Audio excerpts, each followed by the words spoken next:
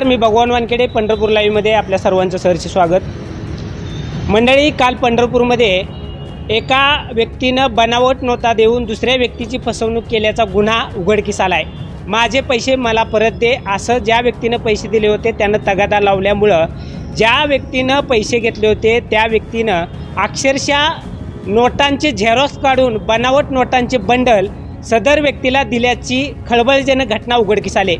या संदर्भात पंढरपूर शहर पोलीस स्टेशनच्या अधिकाऱ्यांनी आणि कर्मचाऱ्यांनी मोठी कामगिरी केली।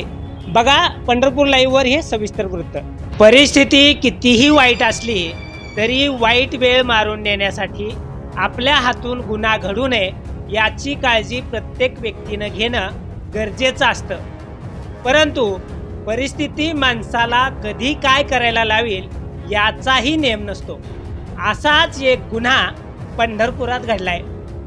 या संदर्भात पंढरपूर शहर पोलीस ठाण्याकडून समजलेल्या माहितीनुसार साक्षीदार मधुकर माने राहणार निमगाव टेंभुर्णी यांना गायगोटा बांधण्यासाठी शासनाकडून 12 लाख रुपये मंजूर करून देतो असं सांगून आरोपी अतुल भारत तावरे वय वर्ष 25 राहणार करकंब तालुका पंढरपूर याने 2 ते 3 लाख रुपये घेतले होते।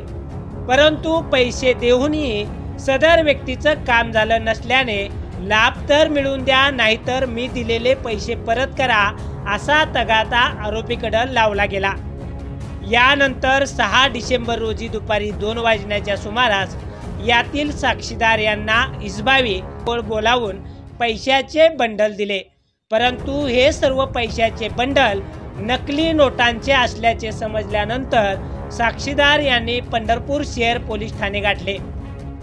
यानंतर आरोपीस पोलीस ठाण्यात आणले गेले। स्टेट बँक ऑफ इंडियामध्ये सदर नोटांचे व्हेरिफिकेशन केले।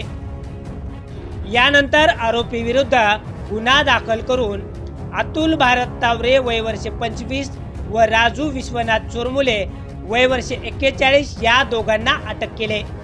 आरोपींनी 500च्या नोटांचे चक्क कलर झेरॉक्स काढल्याचे पोलीस तपासात निष्पन्न झाले असून आरोपीला कोर्टात हजर केला असता 12 तारखेपर्यंत पोलीस कस्टडी सुनावली गेली।